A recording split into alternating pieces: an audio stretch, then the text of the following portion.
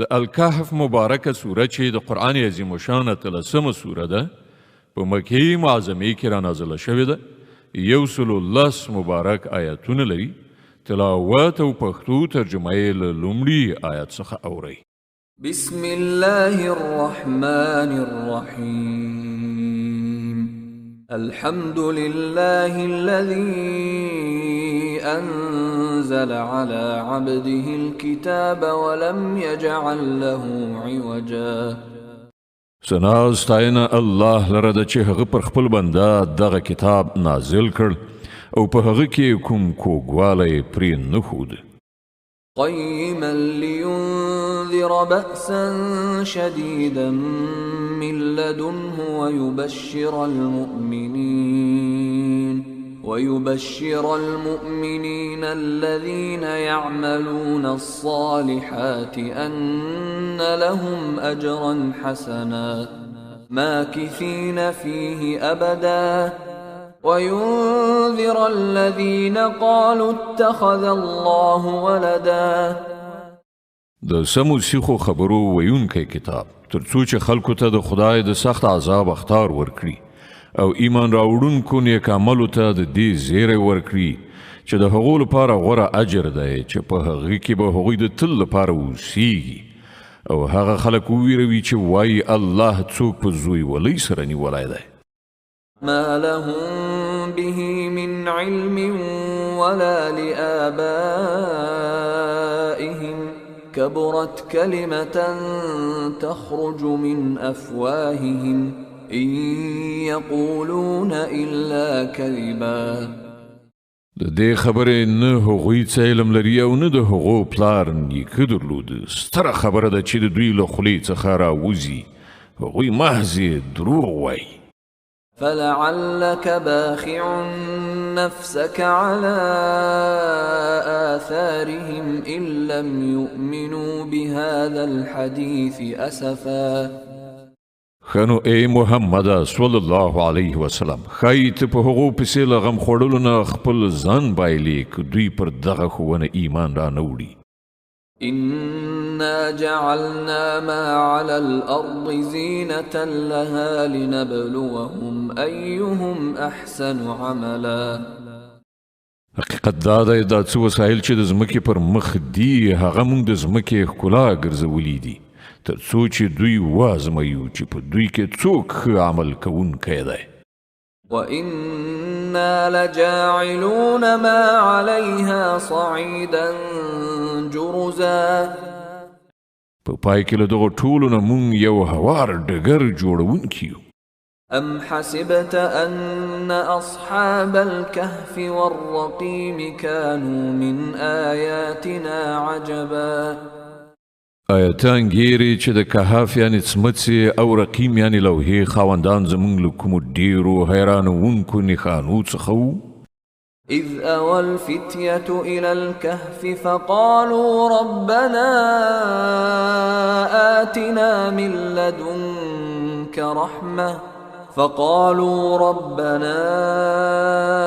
آتنا من لدنك رحمة وهيئ لنا من أمرنا رشدا کله چې څو تنو زلمیانو څمڅې ته پناه وروړه ویې ویل چې ای پروردګاره موږ په خپل ځانګړي رحمت سره سر لوړي کړه او زموږ چاره سمه کړه فضربنا على آذانهم في الكهف سنين عددا ثم بعثناهم لنعلم أي الحزبين أحصى لما لبثوا أمدا نو موږ هغوی په همغه څمڅه کې په غوږونو ټپولو تر اوږدو کلونو پورې په درانده خوب ویده کړل بیا موږ هغوی را پاڅول تر څو وګورو د هغو له دوو ډلو نه کومه یوه د خپلې استوګنې موده ښه شمېرلی شي نحن نقص عليك نبأهم بالحق إنهم فتية آمنوا بربهم وزدناهم هدى موږ د هغو اصلي قصه تا ته اورو هغوی څو تنه زلمیانو چې پر خپل پروردګار ایمان راوړی و او موږ هغو ته په هدایت کې پرمختګ ور په برخه کړی وربطنا على قلوبهم إذ قاموا فقالوا ربنا رب السماوات والأرض لن ندعو من دونه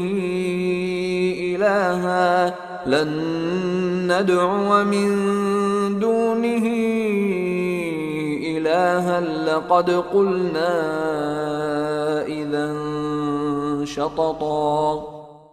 مونږ د هغو زړونه په هغه وخت کې محکم کړل، یعنی قوت ورکړ چې کله هغوی پاڅېدل او اعلان یې وکړ چې زمونږ رب خو فقط همغه ذات دی چې د آسمانونو او ځمکې رب دی، مونږ به له هغه پرته نور کوم معبودان ونه بلو. که مونږ دغسې وکړو نو بیخي بابیزه یعنی له سنجش نه لرې خبره به مو کړې وي. هؤلاء قومنا اتخذوا من دونه آلهة لولا يأتون عليهم بسلطان بين فمن أظلم ممن افترى على الله كذبا. بیا هغوی په خپلو منځو کې سره وویل زموږ دغه قوم خو د کائناتو له رب نه پرته نور په خدای نیولي دي، دوی د هغو په معبودوالۍ باندې کوم څرګند دلیل ولې نه راوړي؟ نو له هغه چا نه غټ ظالم به څوک کیدای شي چې پر الله دروغ وتړي. وَإِذِ اعْتَزَلْتُمُوهُمْ وَمَا يَعْبُدُونَ إِلَّا اللَّهَ فَأْوُوا إِلَى الْكَهْفِ ينشر لكم ربكم من رحمته ويهيئ لكم من أمركم مرفقا. کله چې اوس تاسې له هغو او د هغو له غیر الله معبودانو څخه خپلې اړیکې پرې کړي دي، نو زوی فلانۍ سمڅې ته پناه یوسئ. ستاسې رب به پر تاسې د خپل رحمت لمن پراخه کړي او ستاسې د کار لپاره به لارې چارې برابرې کړي.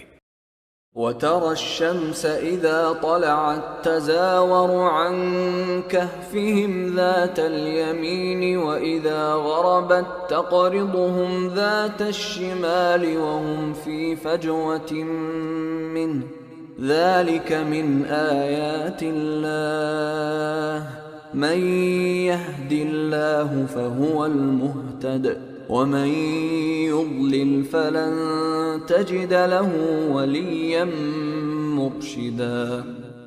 که تا هغوی په سمڅه کې لیدلی وای نو داسې به درته ښکاره شوی وه چې لمر چې کله راخیږي نو د هغو سمڅه پرېږدي ښي لوري ته تاویږي او کله چې پرېوځي نو له هغو نه کیڼ لوري ته اوړي پرېوځي او هغوی په سمڅه کې دننه په یو پراخ ځای کې پراته دي. دا د الله له نښانو څخه یوه ده، چاته چې الله سمه لاره وښیي همغه سمه لاره میندونکی دی، او څوک چې الله بې لارې کړي د هغه لپاره به ته کوم لارښود سرپرست ونه شي میندلی. وتحسبهم أيقاظا وهم رقود ونقلبهم ذات اليمين وذات الشمال وكلبهم باسط ذراعيه بالوصيد لو اطلعت عليهم لوليت منهم فرارا ولملئت منهم رعبا. تا به د هغو په لیدلو انګېرلې وه چې هغوی ویښ دي، په داسې حال کې چې هغوی ویده پراته وو. موږ هغوی په ښي او کیڼ اړخ باندې اړول را اړول او د هغو سپي د سمڅې په خولو کې څنګلې غوړولې ناست وو.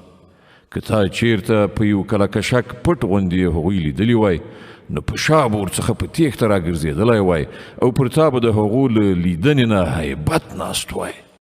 وكذلك بعثناهم ليتساءلوا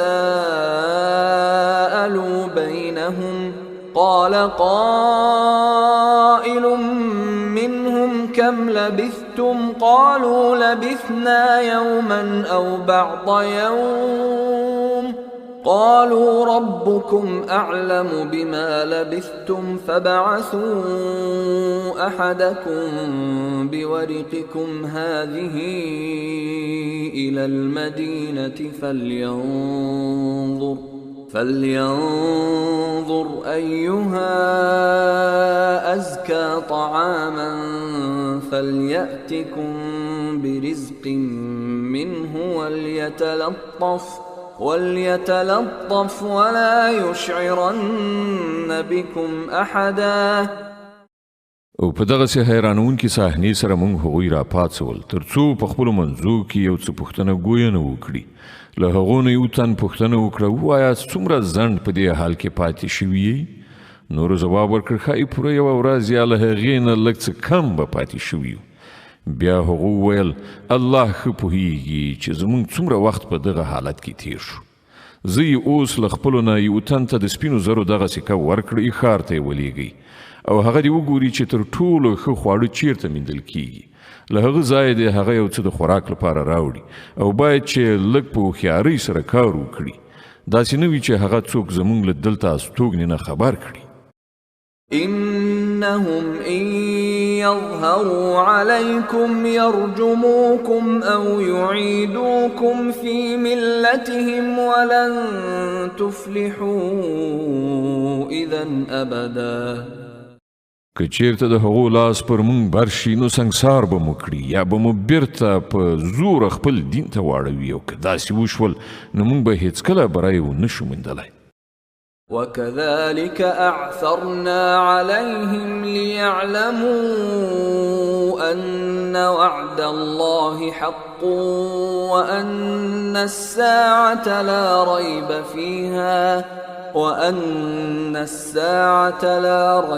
فيها إذ يتنازعون بينهم أمرهم فقالوا ابنوا عليهم بنيانا ربهم أعلم بهم قال الذين غلبوا على أمرهم لنتخذن عليهم مسجدا. په دې ډول مونږ ښاریان د هغو له حاله خبر کړل تر څو چې خلک وپوهیږي چې د الله وعده ریښتونې ده او دا چې د قیامت ساعت به بې له شک شبهه نه راشي. خو لږ شان پاملرنه وکړئ چې کله د غور کولو اصلي خبره دا وه، په هغه وخت کې هغو په خپلو منځو کې په دې خبره باندې شخړه کوله چې له دغو اصحاب کهفو سره څه وکړی شي. ځینو وویل پر دوی یو دیوال جوړ کړئ، یوازې د دوی رب د دوی په چاره ښه پوهیږي. خو کوم کسان چې د هغو په چارو برلاسي وو هغو وویل مونږ خو به د دوی پر سمڅې باندې یو مسجد یعنی عبادت خانه جوړه کړو. سيقولون ثلاثة رابعهم كلبهم ويقولون خمسة سادسهم كلبهم رجما بالغيب ويقولون 7 وثامنهم كلبهم قل ربي أعلم بعدتهم ما يعلمهم إلا قليل فلا تمار فيهم إلا مراء ظاهرا ولا تستفت فيهم منهم أحدا. ځینې کسان به ووایي چې هغوی 3 تنه وو او 4 د هغو سپی وو، او ځینې نور به ووایي چې 5 او 6 د هغو سپی وو. دا ټولې بې ځایه د بې خبرۍ ویناوې دي. ځینې نور خلک وایي چې 7 او 8 د هغو سپی وو. ووایه زما رب ښه پوهیږي چې هغوی څو تنه وو. لږو کسانو ته د هغو صحیح شمیر معلوم دی، نو ته له سطحي خبرې زیات د هغو د شمیر په برخه کې له خلکو سره بحث مه کوه او مه د هغو په باب له چا نه څه پوښتنه کوه. ولا تقولن لشيء إني فاعل ذلك غدا إلا أن يشاء الله واذكر ربك إذا نسيت وقل عسى أن يهديني ربي لأقرب من هذا رشدا. او یو شي ته مه وایه چې زه به هغه سبا کوم، مګر دا چې ورسره ور زیات کړي ووایه انشاء الله، یعنې که د الله خوښه وه.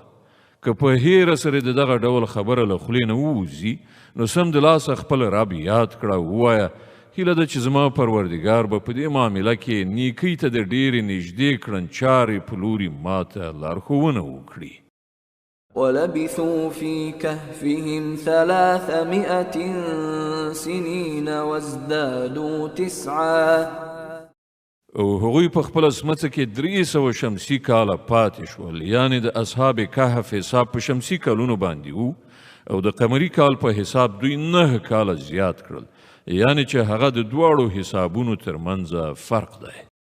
قل الله أعلم بما لبثوا له غيب السماوات والأرض أبصر به وأسمع ما لهم من دونه من ولي ولا يشرك في حكمه أحدا.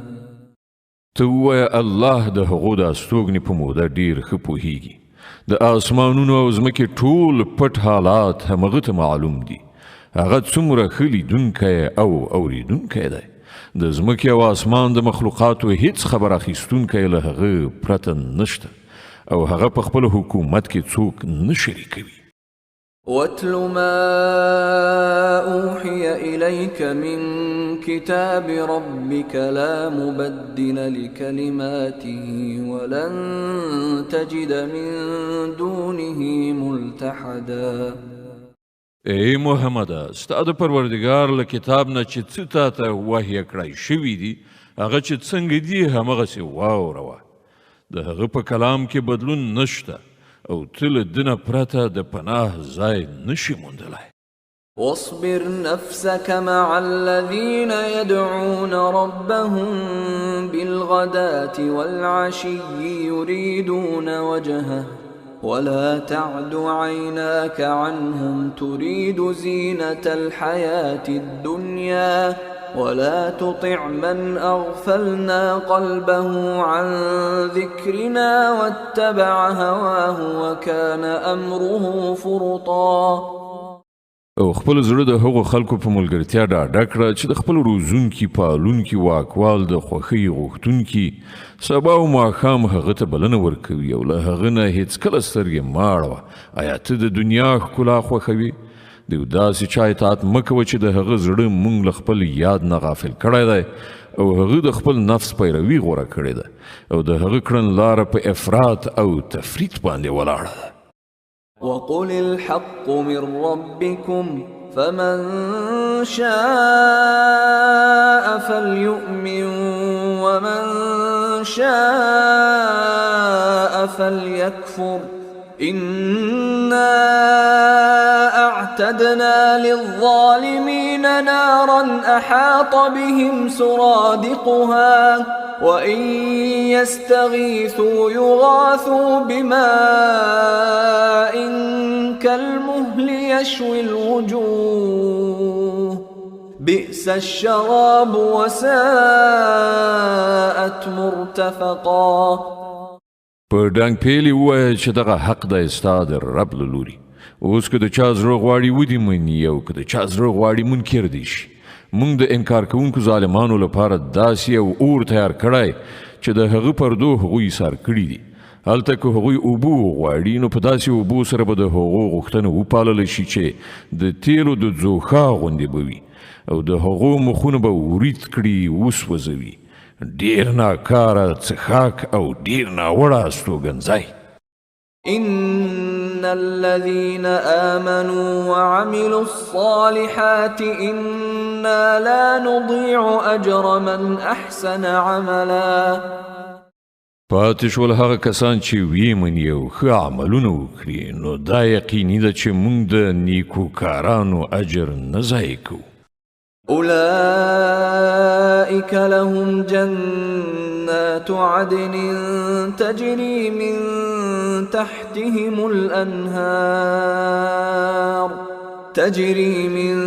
تحتهم الأنهار يحلون فيها من أساور من ذهب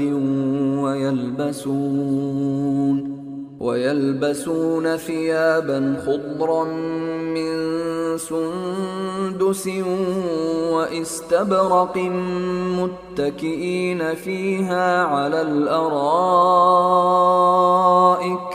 نعم الثواب وحسنت مرتفقا.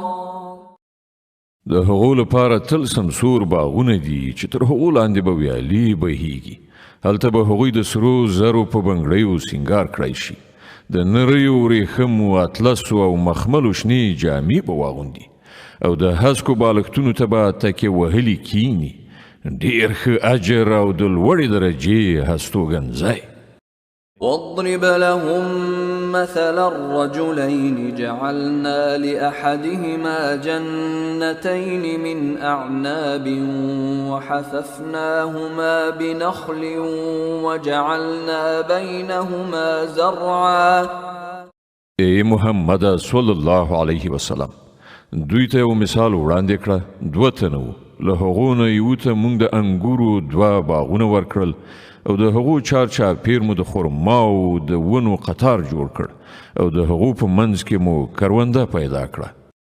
كلتا الجنتين آتت أكلها ولم تظلم منه شيئا وفجرنا خلالهما نهرا وكان له ثمر فقال لصاحبه وهو يحاوره أنا أكثر منك مالا وأعز نفرا.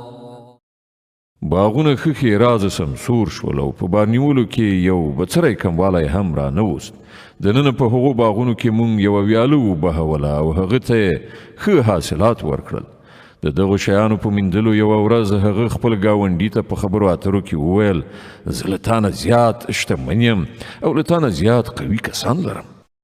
ودخل جنته وهو ظالم لنفسه قال ما أظن أن تبيد هذه أبدا وما أظن الساعة قائمة ولئن رددت إلى ربي لأجدن خيرا منها منقلبا. بیا هغه خپل باغ ته ننوت او د خپل نفس په حق کې تیری کوونکی شو. وی ویل زه دا نه ګڼم چې دغه شتمني به یو وخت فنا شي او زما باور نشته چې د قیامت ساعت به کله راشي.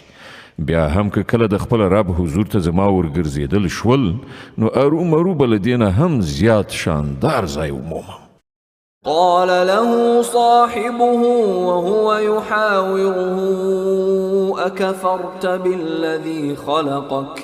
أكفرت بالذي خلقك من تراب ثم من نطفة ثم سواك رجلا.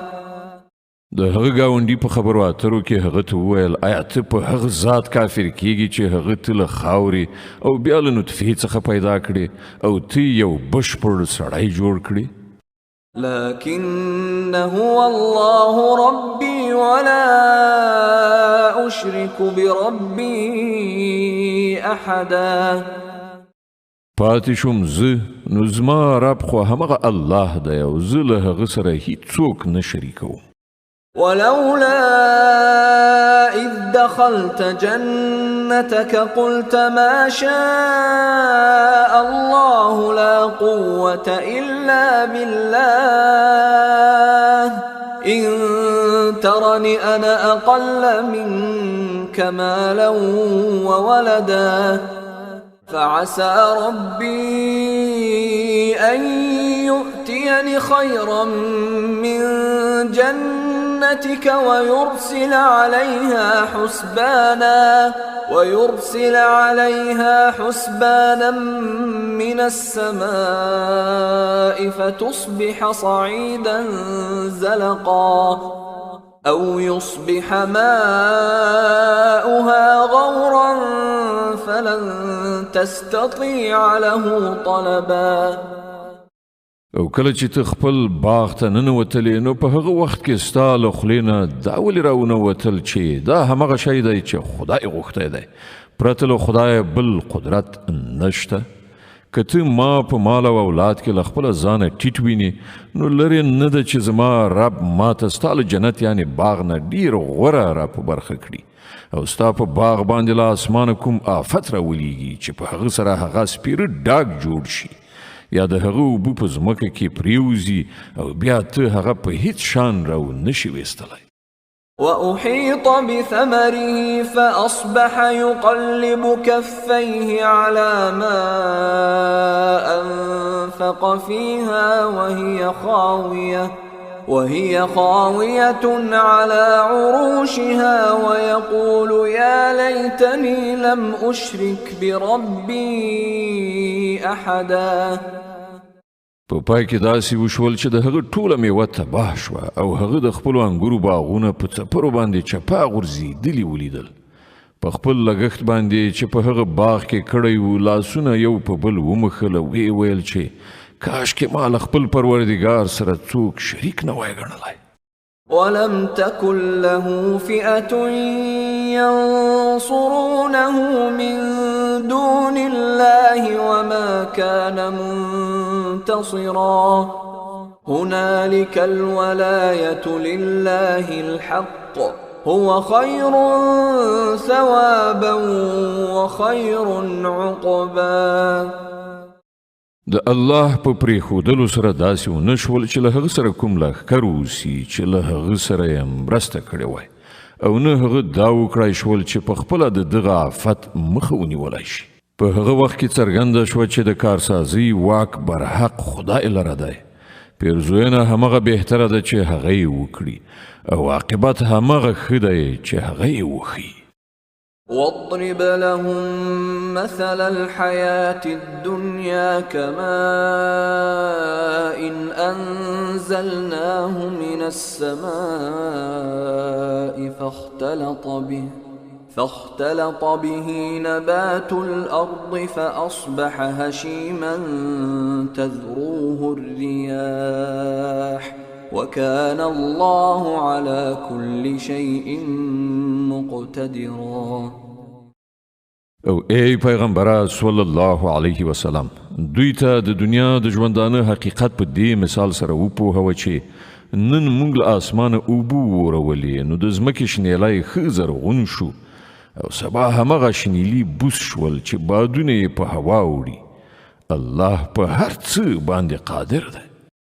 المال والبنون زينة الحياة الدنيا والباقيات الصالحات خير عند ربك ثوابا وخير أملا. دغه مال او دغه اولاد یوازې د دنیوي ژوندانه یوه موقتي ښکلا ده. په اصل کې خو پایښت لرونکي نیکۍ ستا د رب په نزد د نتیجې په لحاظ سره ډېرې غوره دي او په همغو پورې ښې هیلې تړل کېدی شي. ويوم نسير الجبال وترى الأرض بارزة وحشرناهم فلم نغادر منهم أحدا. اندېښنه د هغې ورځې په کار ده چې کله مونږ غرونه وخوځو او ته ځمکه بیخي له غړه ومومې او مونږ به ټول انسانان په دغه ډول تر محاصرې لاندې را ټول کړو چې له مخکنیو وروستنیو نه یو به هم پرې نږدو. وعرضوا على ربك صفا لقد جئتمونا كما خلقناكم أول مرة بل زعمتم أن لن نجعل لكم موعدا. او ټول به ستا د رب حضور ته لیکي وړاندې کړی شي. دا دی وګورئ راغلی که نه تاسې مونږ ته په همغه شان لکه چې مونږ تاسې لومړی ځل پیدا کړي وئ. تاسې خو دا ګڼلې وه چې مونږ ستاسې لپاره د کومې وعدې وخت نه دی ټاکلی. ووضع الكتاب فترى المجرمين مشفقين مما فيه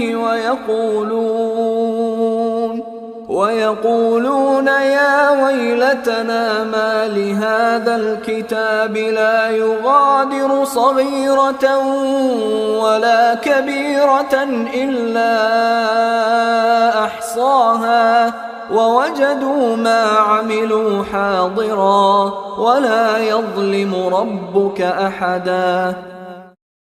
او د عملنامې کتاب به مخې ته کیښودل شي. په هغه وخت کې به ته وګورې چې مجرمان به د خپل ژوند د کتاب ثبت شوو چارو نه ویریدونکي وي او ویونکي به وي چې های زمونږ بده بخته دا څنګه کتاب دی چې زمونږ هیڅ وړوکی غټ حرکت داسې نه دی پاتې چې په ده کې درد شوی نه وي.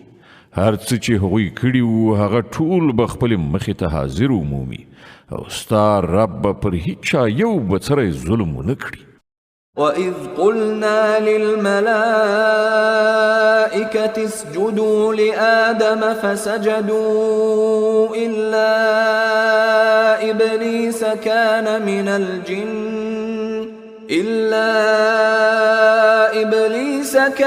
مِنَ الْجِنِّ فَفَسَقَ عَنْ أَمْرِ رَبِّهِ أفتتخذونه وذريته أولياء من دوني وهم لكم عدو بئس للظالمين بدلا. یاد کړه چې کله موږ پرښتو ته وویل چې آدم علیه السلام ته سجده وکړئ نو هغوی سجده وکړه خو ابلیس ونه کړه. هغه له پیریانو څخه و ځکه د خپل رب د حکم له منلو نه ووت. اوس آیا تاسې له ما څخه پرته هغه او د هغه زوزات خپل سرپرستان نیسئ په داسې حال کې چې هغوی ستاسې دښمنان دي؟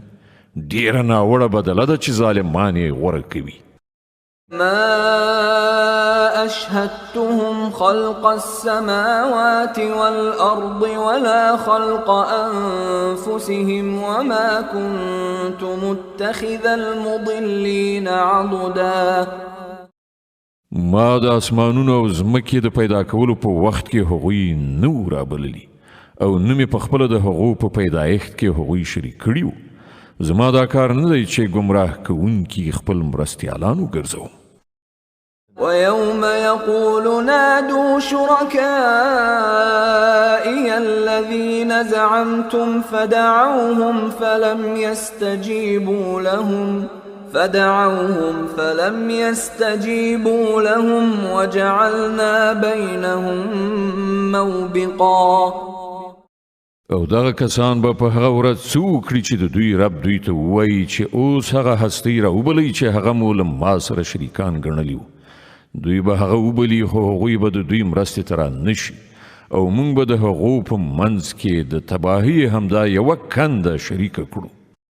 ورأى المجرمون النار فظنوا أنهم مواقعوها ولم يجدوا عنها مصرفا.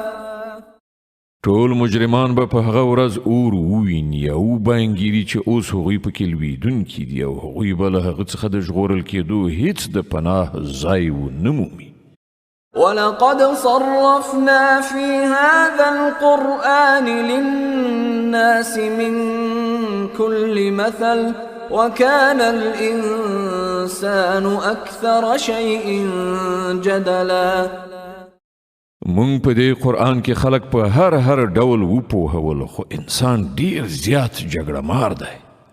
وما منع الناس أن يؤمنوا إذ جاءهم الهدى ويستغفروا ربهم إلا أن تأتيهم سنة الأولين أو يأتيهم العذاب قبلا.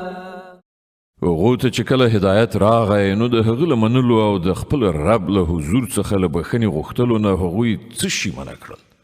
له دې پرته نور هیڅ نه دي چې له هغو سره همغه څه وشي چې له مخکنیو قومونو سره شوي دي یا دا چې هغوی عذاب مخامخ راتلونکی وویني. وما نرسل المرسلين إلا مبشرين ومنذرين ويجادل الذين كفروا بالباطل ليدحضوا به الحق واتخذوا آياتي وما أنذروا هزوا. مونږ پیغمبران له دې کار نه پرته د کوم غرض لپاره نه لیږو چې هغوی د زیری ورکولو او اخطار ورکولو دنده سرته ورسوي. خو د کافرانو حال دا دی چې هغوی د باطل وسله راخیستې د حق د ټیټساري ښودلو هڅه کوي او هغوی زموږ آیاتونه او هغه اخطارونه چې ورکړل شول ټوکې ګڼلي دي. ومن أظلم ممن ذكر بآيات ربه فأعرض عنها ونسي ما قدمت يداه إنا جعلنا على قلوبهم أكنة أن يفقهوه وفي آذانهم وقرا وإن تدعهم إلى الهدى فلن يهتدوا إذا أبدا. او له هغه چا نه غټ ظالم بل څوک دی چې هغه ته د هغه د پروردګار د آیاتونو په اورولو نصیحت وشي او هغه ورڅخه مخ واړوي او هغه ناوړه عاقبت هیر کړي چې د هغه سره رشته د ځان لپاره په خپلو لاسونو سره کړې ده. کومو کسانو چې دغه کړن لاره کړې ده د هغو پر زړونو مونږ داسې پوښ اچولی دی چې نه پرېږدو هغه د قرآن په خبرو وپوهیږي او د هغو په غوږونو کې مو کوڼوالی پیدا کړی دی. ته که هغوی هر څومره د هدایت خواته وبلې هغوی به په دې حالت کې هیڅ کله سمه لاره ونه مومي. وربك الغفور ذو الرحمة لو يؤاخذهم بما كسبوا لعجل لهم العذاب بل لهم موعد لن يجدوا من دونه موئلا. ستا رب خورا بخونکی او رحم کوونکی دی. هغه که د دوی په کړو وړو باندې د دوی مؤاخذه کول غوښتلی نو سم د لاسه به یې عذاب لیږلی وای. خو د دوی لپاره د وعدې ونې نیټه ټاکل شوې ده او دوی به له هغې نه د ځان ژغورلو او تېښتې هیڅ لاره ونه مومي. وتلك القرى أهلكناهم لما ظلموا وجعلنا لمهلكهم موعدا. دا په عذاب اخته شوي کلي ستاسې تر نظر لاندې موجود دي. دوی چې کله ظلم وکړ نو موږ دوی هلاک کړل او د دوی هر یو د هلاکت لپاره موږ نیټه ټاکلې وه.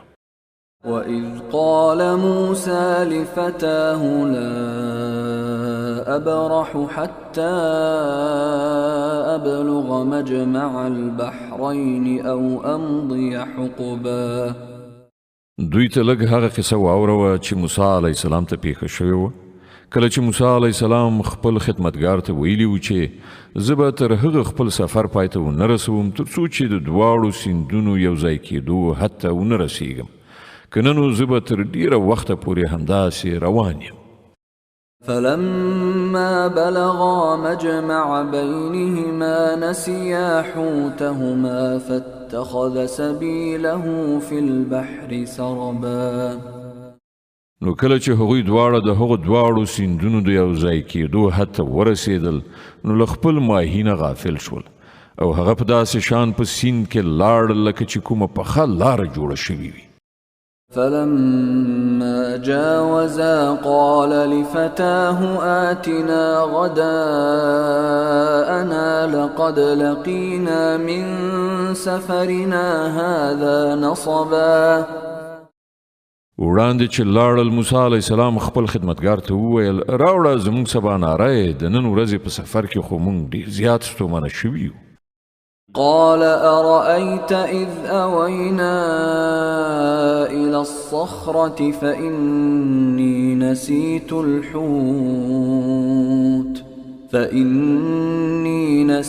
الحوت وما أنسانيه إلا الشيطان أن أذكره واتخذ سبيله في البحر عجبا. خدمتګار وویل ته ولیدل دا څه وشول؟ کله چې موږ د هغه کټ سره دمه جوړه کړې وه په هغه وخت کې ماهي ته زما پام نه شو او شیطان زه داسې په غفلت کې واچولم چې تا ته د هغه یادول راڅخه هیر شول ماهی خو په عجیبه ډول ووت په سیند کې لاړ. قال ذلك ما كنا نبغي فارتدا على آثارهما قصصا فوجدا عبدا من عبادنا آتيناه رحمة من عندنا وعلمناه من لدنا علما. موسی علیه السلام وویل مونږ خو د همدې په لټه کې وو. نو هغوی دواړه په خپلو پلونو قدم په قدم په شا ستانه شول او هلته هغوی زموږ له بندګانو څخه یو بنده ومینده چې هغه مونږ په خپل رحمت سرلوړی کړی او له خپل لوري نه مو یو خاص علم ور په برخه کړی. قال له موسى هل أتبعك على أن تعلمني مما علمت رشدا. موسی علیه السلام هغه ته وویل آیا زه له تا سره پاتې کیدای شم تر څو چې ته ما ته هغه علم را زده کړې چې تا ته درښودل شوی دی؟ قال إنك لن تستطيع معي صبرا. هغه ځواب ورکړ ته له ما سره صبر نشې کولی.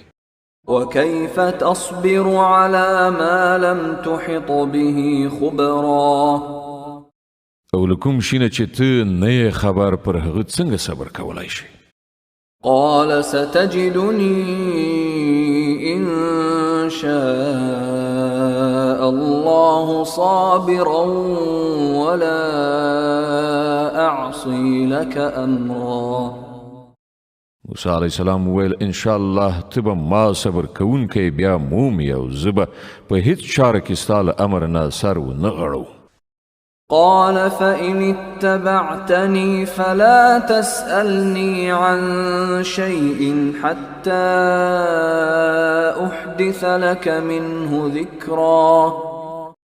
هغه وویل ښه ده که ته له ما سره ځې نو له ما څخه د هیڅ خبرې پوښتنه مه کوه تر څو چې ما په خپله د هغې یادونه درته نه وي کړي. فانطلقا حتى إذا ركبا في السفينة خرقها قال أخرقتها لتغرق أهلها لقد جئت شيئا إمرا. نو بیا دواړه وخوځېدل تر دې پورې چې کله هغوی په یو کښتۍ کې سپاره شول نو هغه په کښتۍ کې سوری وکړ. موسی علیه السلام وویل ته په دې کې د دې لپاره سوری وکړ چې د کښتۍ سپرلۍ غرقه کړي؟ دا خو تا ډېر سخت حرکت وکړ.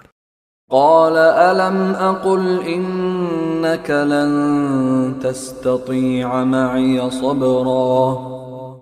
هغه وویل ما تا ته نو ویلي چې ته له ما سره صبر نشې کولی؟ قال لا تؤاخذني بما نسيت ولا ترهقني من أمري عسرا. موسی علیه السلام وویل په هیره مې مه نیسه زما په برخه کې ته لږ غوندې له سختۍ نه کار مه اخله. فانطلقا حتى إذا لقيا غلاما فقتله قال أقتلت نفسا زكية بغير نفس قال أقتلت نفسا زكية بغير نفس لقد جئت شيئا نكرا. بیا هغوی دواړه لاړل تر دې پورې چې له یوه هلک سره مخامخ شول او هغه سړي هغه وواژه. موسی علیه السلام وویل تا یو بېګناه وواژې په داسې حال کې چې هغه څوک نه و وژلي. وویل ما تا ته نه ویلي چې ته له ما سره صبر نشې کولی؟ قال إن سألتك عن شيء بعدها فلا تصاحبني قد بلغت من لدني عذرا. موسی علیه السلام وویل له دې نه وروسته که ما در څخه د څه پوښتنه وکړه نو بیا ته ما له ځانه سره مه پرېږده. دا ځل خو زما له لوري درته عذر وړاندې شو. فانطلقا حتى إذا أتيا أهل قرية استطعما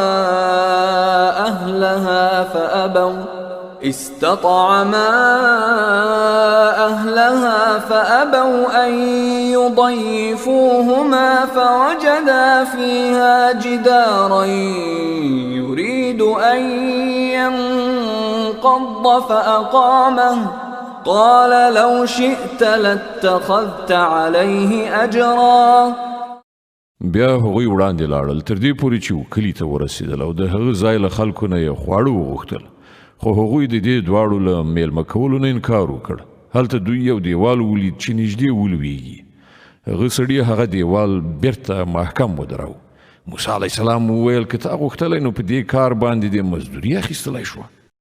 قال هذا فراق بيني وبينك سأنبئك بتأويل ما لم تستطع عليه صبرا.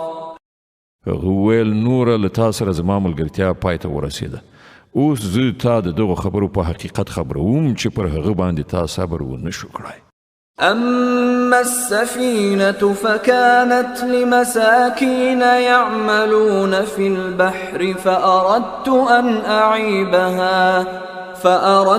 أن أعيبها وكان وراءهم ملك يأخذ كل سفينة غصبا. د هغې کښتۍ موضوع دا ده چې هغه د څو تنو بېوزلو کسانو وه چې په سیند کې د زیارکښۍ مزدوري کوله. ما وغوښتل چې هغه عیبي کړم ځکه چې وړاندې د یو داسې باچا سیمه وه چې هره بیړۍ په زور اخیستله. وأما الغلام فكان أبواه مؤمنين فخشينا أن يرهقهما طغيانا وكفرا. پاتې شو هغه هلک د هغه مور او پلار مؤمنانو. مونږ وویریدو چې دغه هلک به په خپلې سرکشي او کفر سره هغوی تنګ کړي. فأردنا أن يبدلهما ربهما خيرا منه زكاة وأقرب رحما. له دې امله موږ وغوښتل چې د هغو رب د هغه په بدل کې هغو ته داسې اولاد ورکړي چې په اخلاقو کې هم له ده نه ښه وي او له هغه نه د صلې رحم هیله هم زیاته وي. وأما الجدار فكان لغلامين يتيمين في المدينة وكان تحته كنز لهما وكان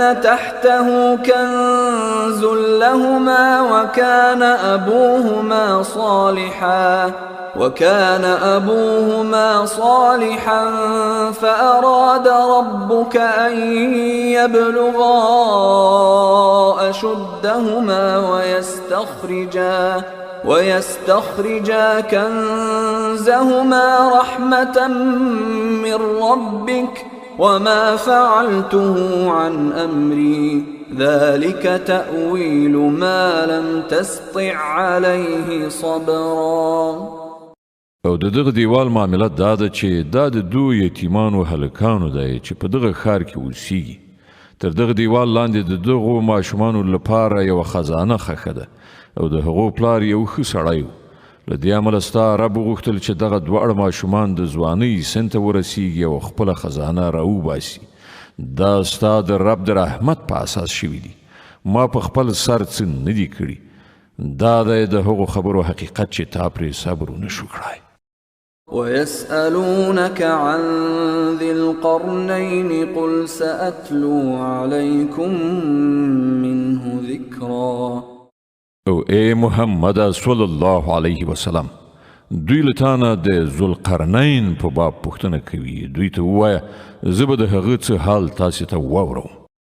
إنا مكنا له في الأرض وآتيناه من كل شيء سببا فأتبع سببا حتى إذا بلغ مغرب الشمس وجدها تغرب في عين حمئة ووجد عندها قوما قلنا يا ذا القرنين إما أن تعذب وإما أن تتخذ فيهم حسنا. مونږ هغه ته په ځمکه کې قدرت ورکړی وو او هر ډول وسایل او اسباب مو وربښلي وو.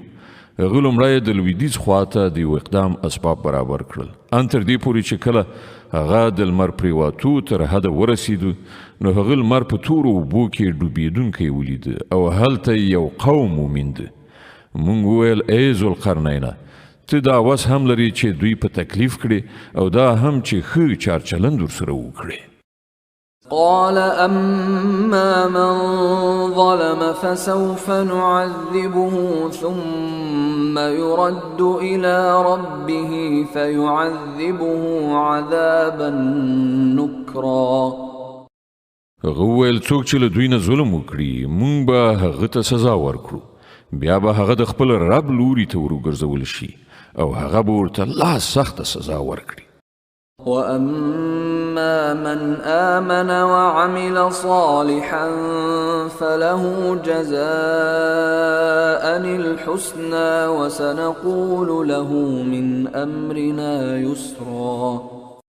او له دوی نه چې څوک ایمان راوړي او ښه عمل وکړي د هغه لپاره غوره مکافات دی او موږ به ورته اسانه حکمونه ورکړو.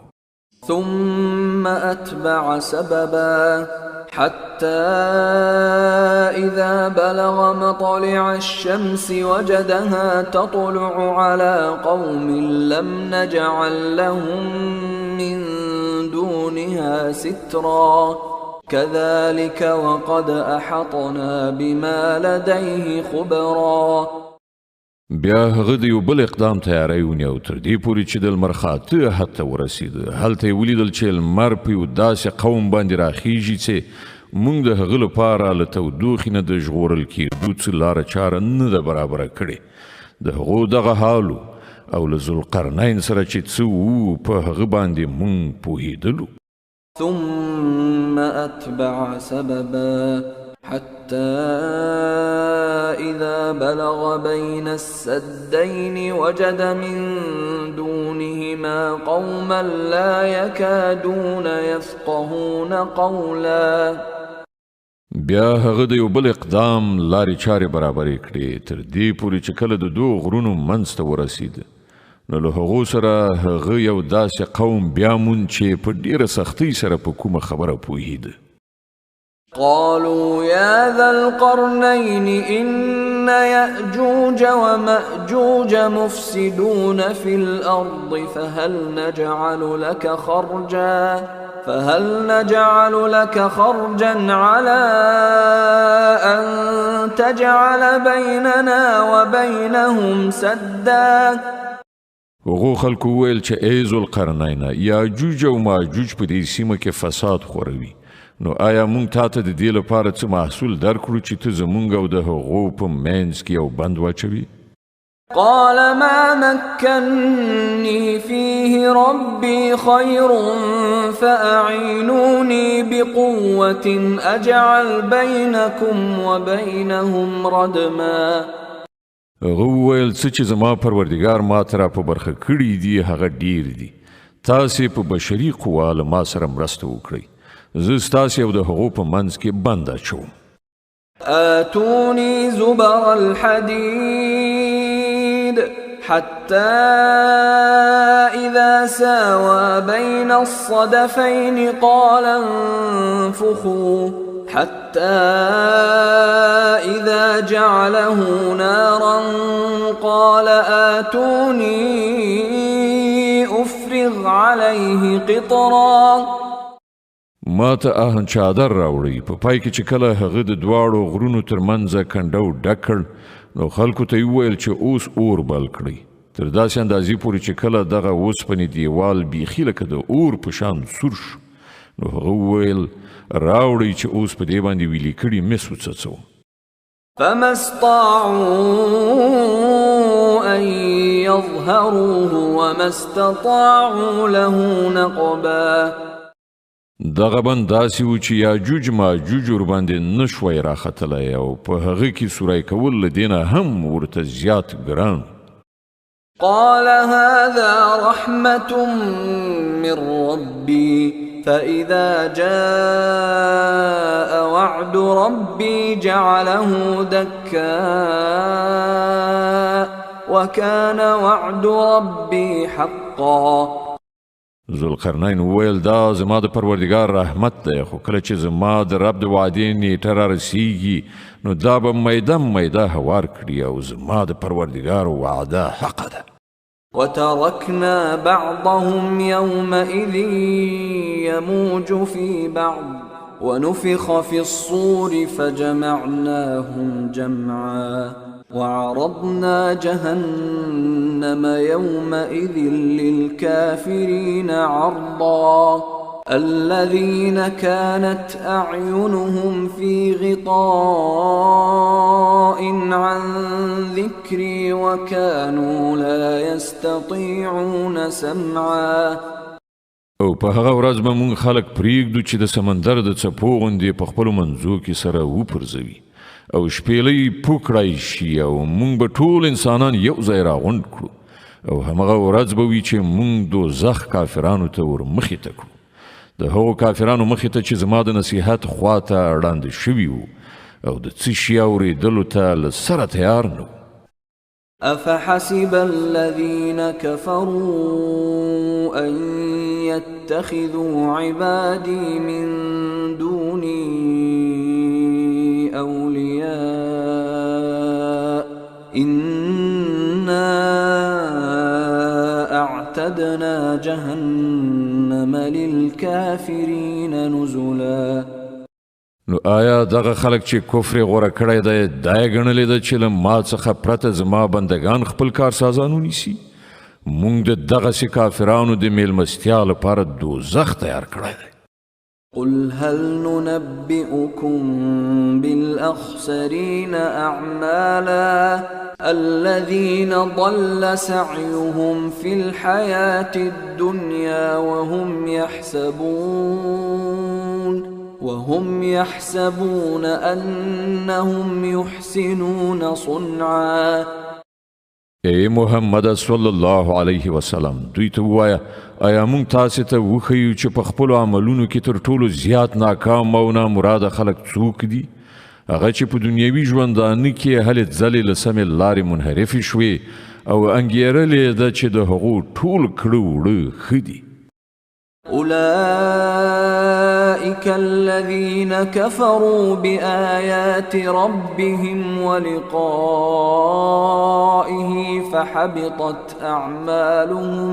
فحبطت أعمالهم فلا نقيم لهم يوم القيامة وزنا.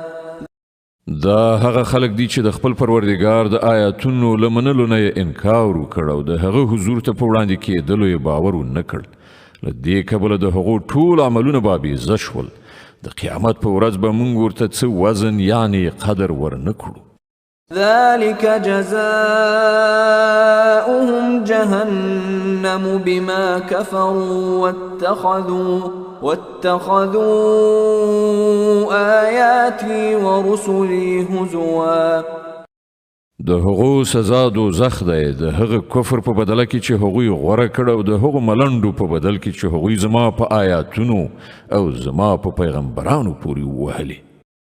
إن الذين آمنوا وعملوا الصالحات كانت لهم جنات الفردوس نزلا خالدين فيها لا يبغون عنها حولا. البته کوم کسانو چې ایمان راوړ او ښه عملونه یې وکړل د هغو میلمستون به د فردوس باغونه وي چې هغوی به پکې د تل لپاره اوسیږي او هیڅکله به له هغه ځایه وتل او چیرته تلل د هغو زړه ونه غواړي. قل لو كان البحر مدادا لكلمات ربي لنفد البحر قبل أن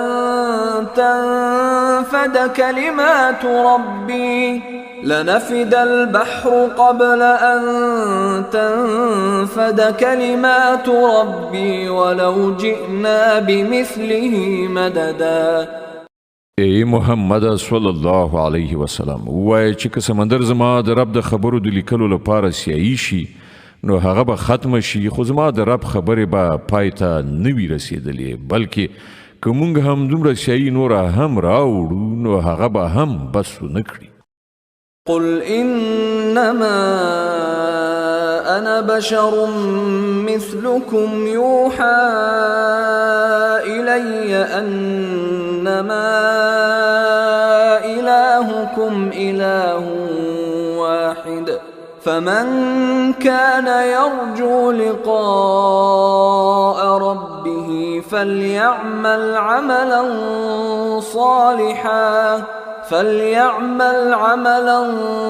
صالحا ولا يشرك بعبادة ربه أحدا. اے محمد صلی الله علیه وسلم وایي چې زه خو ستاسو په څیر یو انسان یم. ما ته وایي کیږي چې ستاسو خدای همدا یو خدای دی. نو څوک چې خپل پروردګار سره د یو ځای کېدو په هیله وي هغه ته پکار ده چې ښه عمل وکړي او په بندګۍ کې خپل رب سره بل څوک شریک نه کړي.